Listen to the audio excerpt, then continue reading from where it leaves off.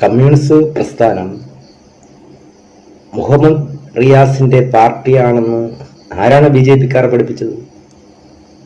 ഇല്ലെങ്കിൽ രാജേഷിന്റെ പാർട്ടിയാണെന്ന് ആരാണ് BJP-ക്കാർ പഠിപ്പിച്ചത്?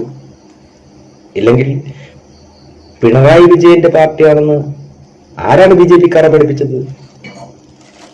കമ്മ്യൂണിസ്റ്റ് പ്രസ്ഥാനം ഒരു വ്യക്തിയുടെയും പാർട്ടിയല്ല. കമ്മ്യൂണിസ്റ്റ് പ്രസ്ഥാനം അത് കമ്മ്യൂണിസ്റ്റുകാരുടെ പാർട്ടിയാണ്. ഉത്തരേന്ത്യയിൽ നിങ്ങൾ കാണുന്ന മണ്ടന്മാരല്ല കേരളത്തിലെ ജനങ്ങൾ.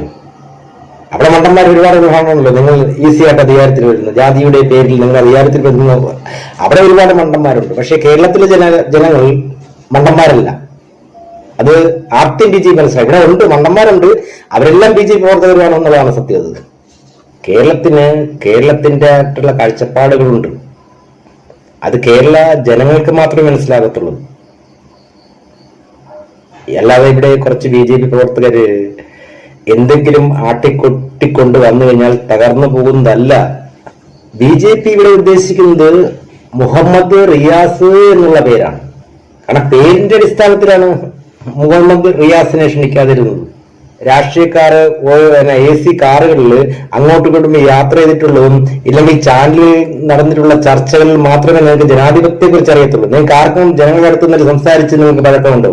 ആ ജനങ്ങളെ അടുത്ത് നിൽക്കുമ്പോൾ മാത്രമേ അറിയത്തുള്ളൂ എന്താണ് ജനാധിപത്യം, ആരെയാണ് അവർ സപ്പോർട്ട് ചെയ്യുന്നത്. നിങ്ങള് പറയുന്ന ഒരുപാട് കാര്യങ്ങൾ കാണും, അതെല്ലാം ഇവിടെ ജനങ്ങൾ കേൾക്കുന്നുണ്ട്, ജനങ്ങൾ അറിയുന്നുണ്ട്, അതവർ മനസ്സിലാക്കുന്നുണ്ട്. അത് സംസാരിക്കുന്നത് ജനങ്ങളുടെ ഇടയിൽ ഒരിക്കലും നിങ്ങൾക്ക് ജനങ്ങളുടെ ഇറങ്ങിച്ചെല്ലാൻ പറ്റത്തില്ല. അത് ഒരു രാഷ്ട്രീയ പ്രസ്ഥാനത്തിനും ജനങ്ങളുടെ ഇടയിലേക്ക് ഇറങ്ങിച്ചെല്ലാൻ പറ്റത്തില്ല. കാരണം ജനങ്ങളുടെ ഇടയിലേക്ക് ഇറങ്ങിച്ചെല്ലുന്നത് ആ ഒരു ജനങ്ങൾ, അത് ഒന്നോ രണ്ടോ വ്യക്തികൾ, കോടാനകോടി നമ്മള് എന്ത് പറയാ, അതൊരു കമ്മ്യൂണിറ്റിയാണ്.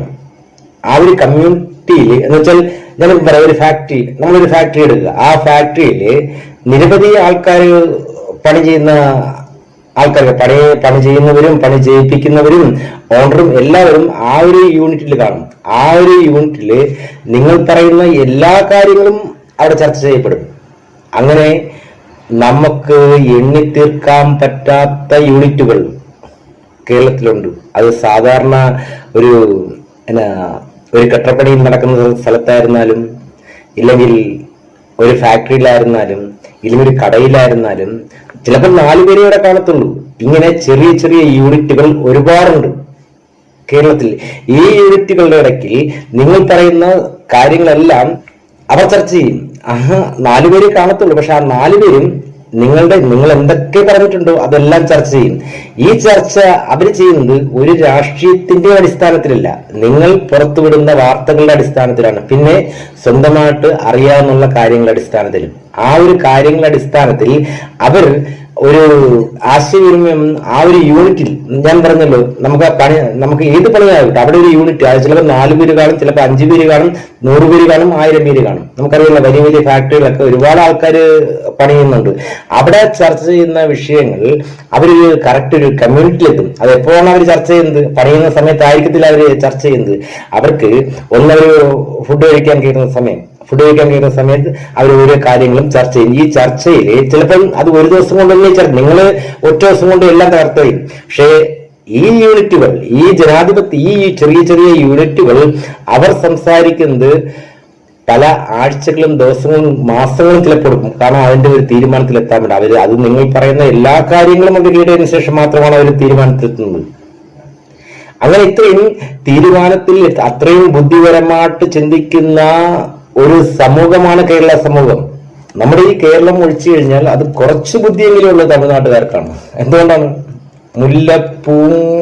നമുക്കൊരു പണ്ടൊരു കവി എഴുതിയിരുന്ന മുല്ലപ്പൂമ്പൊടി ഏറ്റുകിടക്കും കല്ലിനുമുണ്ടൊരു സൗരഭ്യം. നമ്മൾ ആ സ്കൂളിൽ പഠിച്ച കവി നമുക്കറിയാം. അതുകൊണ്ട് മാത്രമാണ് ആ തമിഴ്നാട്ടിൽ കുറച്ചെങ്കിലും ബുദ്ധി കിട്ടുന്നത്. കേരളത്തിലെ ഏറ്റവും നല്ല വികസന മുന്നേറ്റമാണ് നടന്നിട്ടുള്ളത്. അത് കേന്ദ്ര ഫണ്ടായിക്കോട്ട്, സംസ്ഥാന ഫണ്ട് ആയിക്കോട്ടെ, അത് ഏത് ഫണ്ടായിരുന്നാലും അത് കേരളത്തിന്റെ വികസനം തന്നെയാണ്. അതിനു വേണ്ടിയിട്ട് നരേന്ദ്രമോദി റോഡ് ഷോ നടത്തേണ്ട ആവശ്യമില്ല. ഉണ്ടോ? നരേന്ദ്രമോദി റോഡ് ഷോ നടത്തിയത് കൊണ്ട്, കാരണം നരേന്ദ്രമോദി എപ്പോഴെങ്കിലും ഈ NH-ന്റെ പണി നടക്കുന്ന ഏതെങ്കിലും സമയത്ത് ആ റോഡിന്റെ ആ റോഡിന്റെ പണി എങ്ങനെയായി, ഇല്ല ആ റോഡ് എങ്ങനെ ഇരിക്കുന്നു നോക്കിയിട്ടുണ്ടോ? അതെല്ലാം നോക്കിയത് ഇവിടുത്തെ മരാമത്ത് വകുപ്പാണ്, PW ആണ് അതെല്ലാം കൈകാര്യം ചെയ്തത്. കേരള സർക്കാരിന്റെ കീഴിലുള്ള എല്ലാവരെയും ഏകോപിപ്പിച്ചുകൊണ്ട് നടത്തി വന്ന ഒരു പ്രോജക്റ്റില്ല, നമ്മുടെ സ്വപ്നമാണ്. രാഹുൽ റോഡിന്റെ വികസനത്തിന്റെ ഉദ്ഘാടനത്തിന് റോഡ് ഷോ നടത്തിക്കൊണ്ടാൽ എന്നെ BJPക്കാർ എന്നാ ഉദ്ദേശിക്കുന്നത്? ഗുജറാത്താണോ കേരളം? ഗുജറാത്തില് ചിലപ്പോൾ ശരിയായിരിക്കും, നിങ്ങൾക്ക് റോഡ് ഷോ നടന്നത്. പക്ഷേ ഒരു റോഡ് ഷോ നടത്തിക്കൊണ്ടും ഇവിടെ ആർക്കൊന്നും, പക്ഷെ ഇവിടെ റോഡ് ഷോ നടത്താനുള്ള അവകാശം കേരളത്തുകാർ നടത്തും. അത് പാർട്ടിയിൽ നോക്കണ്ട, ഇപ്പൊ കോൺഗ്രസ് നടത്താം റോഡ് ഷോ, ഈ കേരളത്തിലുള്ള BJPക്കും റോഡ് ഷോ വേണമെങ്കിൽ നടത്താം, അവരും എന്തെങ്കിലും ചെയ്തിട്ടുണ്ടെങ്കിൽ. പക്ഷെ ഇവിടുത്തെ BJPക്കാർ ഉത്തരേന്ത്യയിലെ ജനങ്ങളെ പോലെ ബുദ്ധിയില്ലാതായി പോയി എന്നുള്ളതാണ് വാസ്തവം. BJP ഭരിക്കുന്ന ഏതെങ്കിലും സംസ്ഥാനത്തില് അന്യസംസ്ഥാന തൊഴിലാളികൾ എപ്പോഴെങ്കിലും പണിക്ക് പോകുന്നത് നിങ്ങൾ കണ്ടിട്ടുണ്ടോ?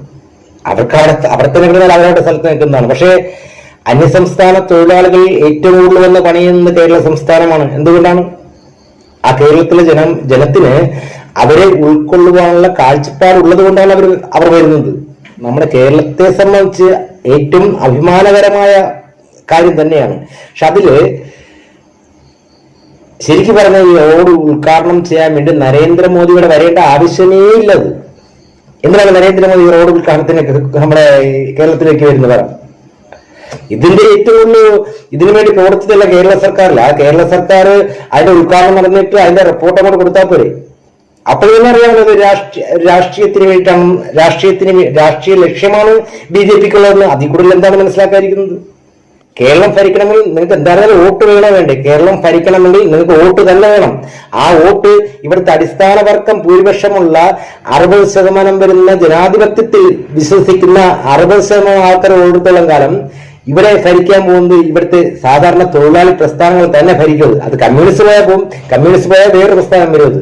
എന്തായാലും തൊഴിലാളി പ്രസ്ഥാനങ്ങളെ കേരളത്തെ കൊണ്ട് ഭരിക്കാൻ പറ്റത്തുള്ളൂ. എന്തുകൊണ്ടാണ്? കേരളത്തില് 60% ആൾക്കാരും തൊഴിലാളി വർഗങ്ങളാണെന്നുള്ളതാണ് സത്യം.